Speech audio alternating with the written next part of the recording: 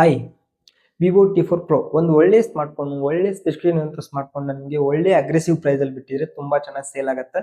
ಉದಾಹರಣೆಗೆ ರಿಯಲ್ಮಿ ಆಗಲಿ, ರೆಡ್ಮಿ ಆಗಲಿ ಅದೇ ತರ ಸಕ್ಸಸ್ ಆಗಿರೋದು. ಬಟ್ ಇವಾಗ ರೆಡ್ಮಿ ಸ್ವಲ್ಪ ದಾರಿ ತಪ್ಪಿದೆ, ಅದು ಬೇರೆ ವಿಷಯ.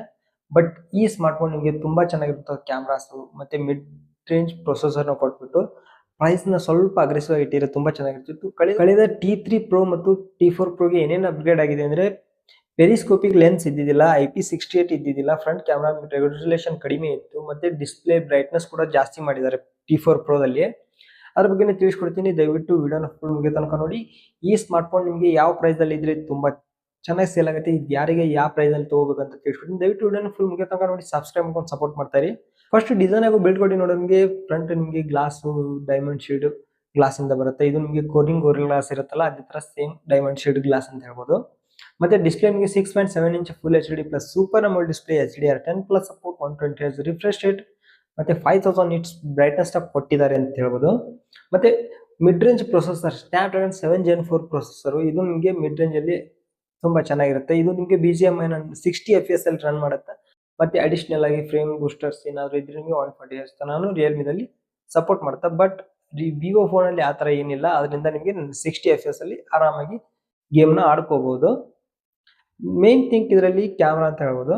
ಯಾಕಂದ್ರೆ ಬ್ಯಾಕ್ ಸೈಡ್ ನಿಮಗೆ ಈ ಸಾರಿ ಪೆರಿಸ್ಕೋಪಿಕ್ ಲೆನ್ಸ್ ನ ಆಡ್ ಮಾಡಿದ್ದಾರೆ, ಅದು ನಿಮಗೆ ಹೈಲೈಟ್. ಯಾಕಂದ್ರೆ ಎರಡು ನಿಮಗೆ ಬ್ಯಾಕ್ ಸೈಡ್ ಇರುವಂತ ಮೇನ್ ಸೆನ್ಸರ್ 50 ಮೆಗಾಪಿಕ್ಸೆಲ್ ಬರುತ್ತೆ. ಎರಡು ಕೂಡ ನಿಮಗೆ ಸೋನಿ IMX 882 ಸೆನ್ಸರ್ ಇಂದ ಬರುತ್ತೆ. ಎರಡು ಕೂಡ ನಿಮಗೆ ಆಪ್ಟಿಕಲ್ ಇಮೇಜ್ ಸ್ಟೆಬಿಲೈಸೇಷನ್ ಇಂದ ಬರುತ್ತೆ. ಮತ್ತೆ 2 ಮೆಗಾಪಿಕ್ಸೆಲ್ ಬೊಕೆ ಕ್ಯಾಮ್ರಾ ಕೊಟ್ಟಿದ್ದಾರೆ ಅಂತ ಹೇಳ್ಬೋದು. ಮತ್ತೆ ಫ್ರಂಟ್ ಅಲ್ಲಿ 32 ಮೆಗಾಪಿಕ್ಸೆಲ್ ಕ್ಯಾಮ್ರಾ ಕೊಟ್ಟಿದ್ದಾರೆ. Good think. ನಿಮಗೆ ಫ್ರಂಟ್ ಮತ್ತು ಬ್ಯಾಕ್ ಎರಡು ಸೈಡ್ ನಿಮಗೆ 4K ರೆಕಾರ್ಡಿಂಗ್ ಕ್ಯಾಪಬಿಲಿಟಿ ಇದೆ. ಯಾರಾದ್ರೂ ವಿಡಿಯೋ ರೆಕಾರ್ಡಿಂಗ್ ಈ ಫೋನ್ ನಿಮಗೆ ತುಂಬಾ ಚೆನ್ನಾಗಿ ಸೂಟಬಲ್ ಆಗುತ್ತೆ. ನೆಕ್ಸ್ಟ್ ಬ್ಯಾಟರಿ ನೋಡಿದ್ರೆ 6500 mAh battery with 90 what fast charging support. Box ಅಲ್ಲಿ ನಿಮಗೆ ಚಾರ್ಜರ್ ಕೂಡ ಬರುತ್ತೆ. ಇವಾಗ ಫೈನಲ್ ರ್ಯಾಮ್ ಅಂಡ್ ರೋಮ್ ನೋಡಿದ್ರೆ ನಿಮಗೆ LPDDR4X RAM UFS 2.2 ಸ್ಟೋರೇಜ್ ನ ಕೊಟ್ಟಿದ್ದಾರೆ. ಇದು ನಮಗೆ ನಾಟ್ ಅಕ್ಸೆಪ್ಟ್. ಯಾಕಪ್ಪ ಅಂತಂದ್ರೆ 10,000 ಬಜೆಟ್ ಅಲ್ಲಿ ನಿಮಗೆ LPDDR5X RAM ನೋಡಿದೀವಿ, UFS 3.1 ಸ್ಟೋರೇಜ್ ನೋಡಿದೀವಿ. ಬಟ್ ಇವರು 28,000 ರೂಪಾಯಿ ಬಜೆಟ್ ಅಲ್ಲಿ UFS 2.2 ಸ್ಟೋರೇಜ್ ನ ಕೊಟ್ಟಿದ್ದಾರೆ, LPDDR4X RAM ನ ಕೊಟ್ಟಿದ್ದಾರೆ.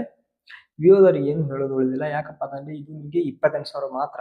But P60 38,000. ಆ ಪ್ರೈಸ್ ಅಲ್ಲಿ ನಿಮಗೆ UFS 2.2 ಮತ್ತೆ LPDDR4X RAM ನ ಕೊಟ್ಟಿದ್ದಾರೆ. ನಿಮಗೆ ಈ ಫೋನ್ ಬಗ್ಗೆ ನಾವು ಅದ್ರ ರ್ಯಾಮ್ ಬಗ್ಗೆ ಮಾತಾಡ್ಲೇಬಾರ್ದು, ಆದ್ರೂ ಕೂಡ ಮಾತಾಡ್ಬೇಕಾಗತ್ತೆ.